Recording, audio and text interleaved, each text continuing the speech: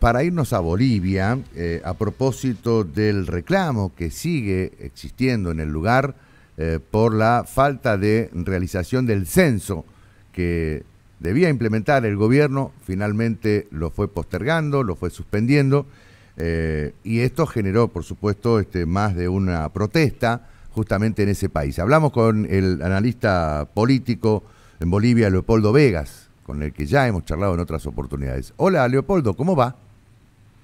Hola, ¿qué tal? Buen día, un gusto saludarlos. Igualmente, Leopoldo. Bueno, contanos, ¿cómo está la situación en estos momentos?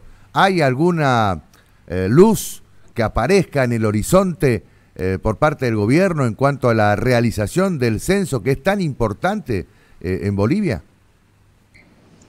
Bueno, sí, hay avance. Afortunadamente, el fin de semana se levantó el paro en Santa Cruz, el paro cívico, después de 36 días Mira. de total paralización de las actividades, porque justamente el sábado por la mañana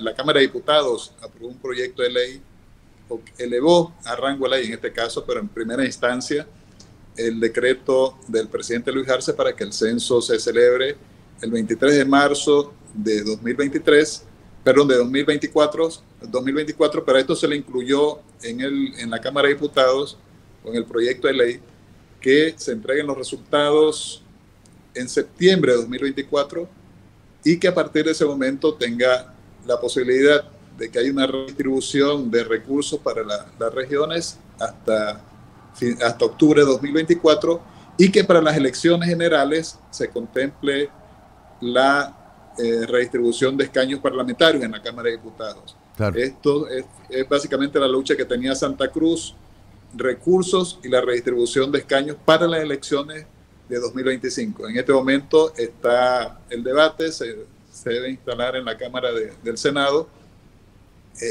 Según procedimiento tiene que presentar un informe a la Comisión de Constitución y luego de que si se aprueba este proyecto tal y como llegó de diputados, pasaría al plenario.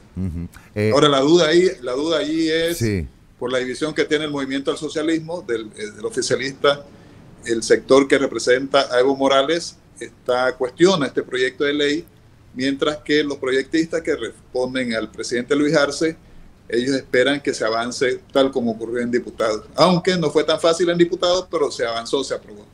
¿Ya se aprobó en diputados entonces? Sí, en diputados se aprobó a las 4 de la mañana del sábado. Ajá. Y en Santa Cruz se levantó el paro al mediodía. Bien. Esto te iba a preguntar. O sea, fue simultánea la aprobación de este proyecto con el levantamiento de las protestas en Santa Cruz. Casi simultáneo. Con el mismo día así de la aprobación se avanzó acá con el paro, aunque se mantienen medidas de emergencia.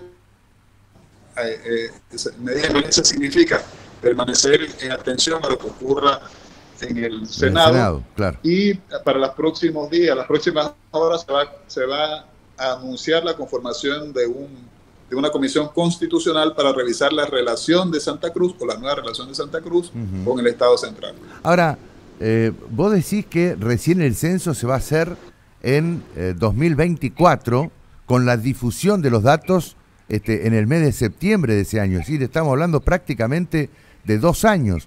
¿Por qué tanta dilación? En Santa Cruz se plantea, bueno, recordemos que el censo de población y vivienda debía celebrarse el 16 o debió realizarse el 16 de este mes. Sí. Según el proyecto inicial o según el decreto inicial, luego fue modificado la fecha fue modificada para mayo o junio de 2024 y los resultados serían entregados en 2025. Sí. Después de la movilización de Santa Cruz, después del paro, se acordó que el censo se realice en marzo de 2024 y que los resultados se entreguen a partir de septiembre de 2024. O sea que esto para darle tiempo al Instituto Nacional de Estadística de realizar su trabajo técnico, porque se ha evidenciado, y según lo manifestó el propio presidente Luis Arce en el discurso del 13 de este mes, que no había una base confiable cartográfica para la realización del censo. Entonces lo que se ha establecido y se ha permitido que se elabore esa base cartográfica, y además que hay dos regiones, dos departamentos en particular, que son Beni y Pando, que durante la época de invierno hay inundaciones, hay inundaciones donde hace difícil acceso. Claro. Además es temporada de recolección de castaña, de cosecha de castaña, que es uno de los productos no tradicionales de exportación de Bolivia. Claro, claro. Y la dirigencia política en general tiene, digamos, despejó, mejor dicho, algunas dudas en la aprobación de este proyecto. Vos decías que hay cuestionamientos por parte de aquellos que son simpatizantes, los congresistas que son, digamos, que pertenecen al sector de Evo Morales. ¿Es clave justamente en el Senado ese sector para darle sanción al proyecto que ya cuenta justamente con media sanción? Lo importante en el Senado es que está dominado por el presidente del Senado, es Andrónico Rodríguez, sí, que es el segundo en la Federación de Cocaleros del Trópico de Cochabamba. O sea, Evo Morales es el presidente de la federación, Andrónico Rodríguez es el segundo, y él es el que preside la comisión, el Senado. En la Comisión de Constitución también está un representante del ala de Evo Morales, por eso se hace presumir que va a ser un poco difícil el debate, aunque el ala del MAS en el gobierno está insistiendo en que se apruebe este proyecto de ley para pacificar el país.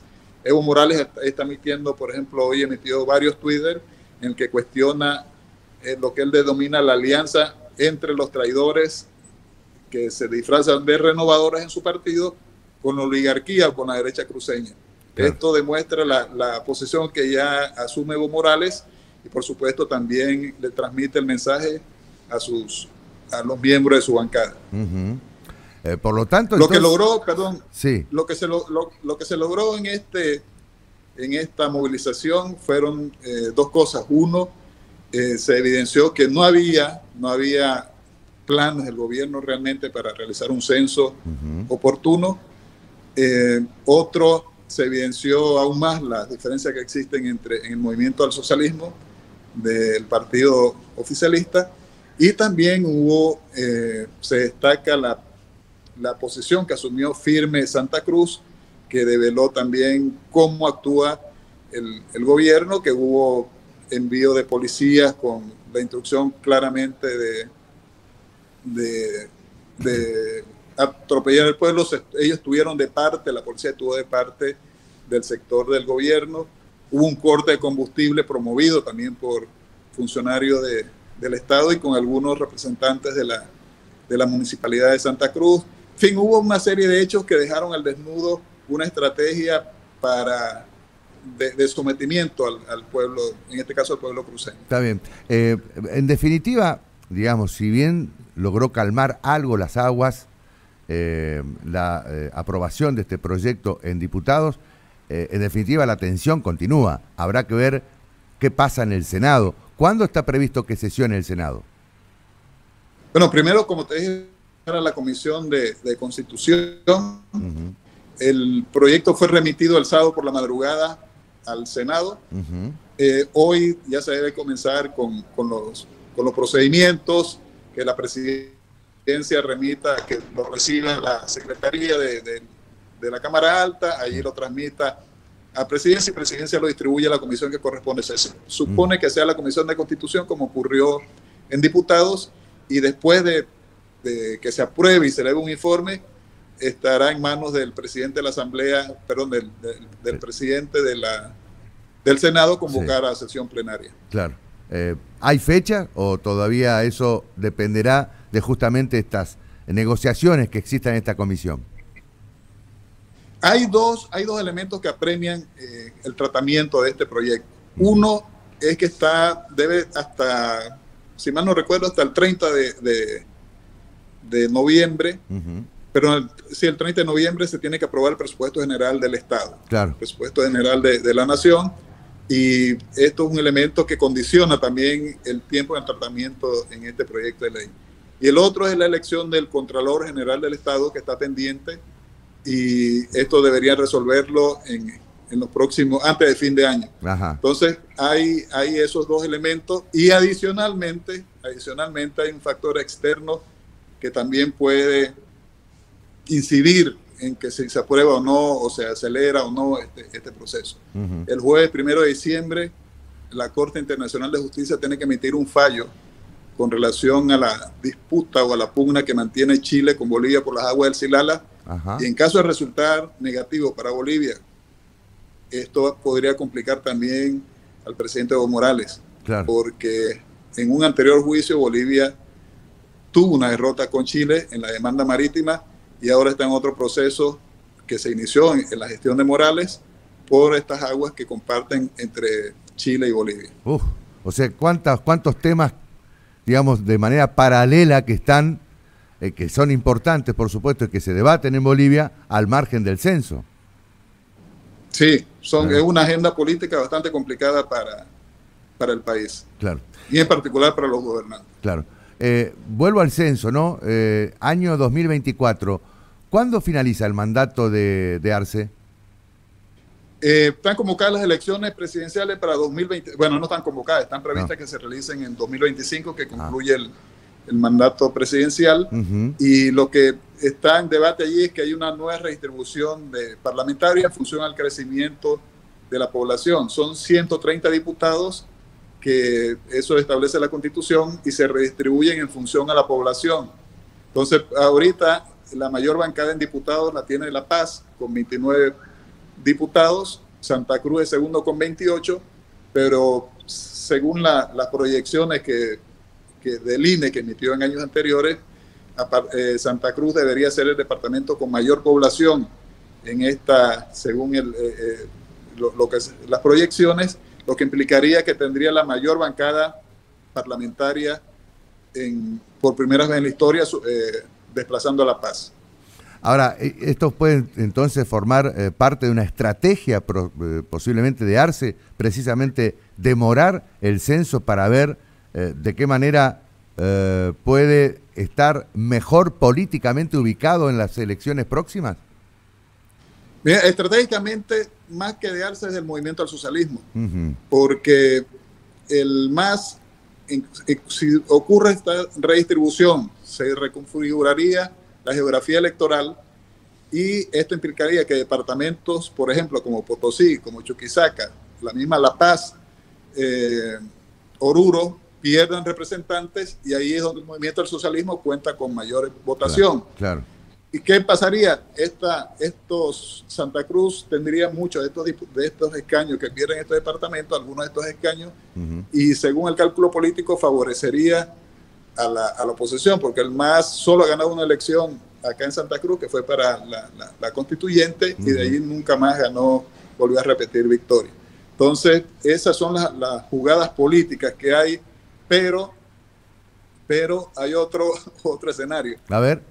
Dentro del MAS se menciona que Evo Morales va a ser candidato y no Luis Arce, que no estaría en la reelección por el MAS. Claro. Aunque eso tendría que definirlo una elección interna, pero lo que se menciona es que el presidente Arce podría ser el candidato del Partido Socialista 1, y en ese caso hasta Arce le convendría la modificación de las circunscripciones uninominales y de la geografía electoral, porque le restaría una ventaja, en este caso, al MAS. Entonces hay una pugna política bastante intensa, que está en el fondo de que se realice o no el censo en Bolivia. ¿Crees vos, en función de tu análisis y de tus conocimientos de la política en Bolivia, que las próximas elecciones lo tendrá como principales contendientes a Luis Arce por un lado y Evo Morales por el otro? Tal como están las condiciones políticas en este momento en Bolivia, podría ser así, porque hasta ahora no se vislumbra un dirigente, o no hay un dirigente opositor que haya destacado, claro, o que se haya formado, o que haya tomado una iniciativa. Nos mantenemos en los mismos candidatos que han participado en las 3 últimas elecciones, claro, y no hay una renovación, no hay propuestas concretas, al margen de que Santa Cruz tenga ese liderazgo que ha demostrado en las calles, ese liderazgo político nacional, pero es es como región, es como departamento. Claro. Pero no ha surgido todavía un liderazgo que diga, esta es mi propuesta de país, este es mi proyecto político para enfrentar al movimiento al socialismo. Entonces, hasta ahora, si las elecciones fueran hoy y estuvieran participando Arce y Morales, creo que sería entre ellos dos la disputa por la presidencia. Bueno, seguramente será motivo para seguir charlando en un futuro no muy lejano. Leopoldo, te agradecemos muchísimo. No, gracias a ustedes. Hasta cualquier momento, gracias. Por el contacto. Que tengan buenos días, buen inicio de semana. Buen inicio de semana también para vos. Leopoldo Vegas es analista político en Bolivia.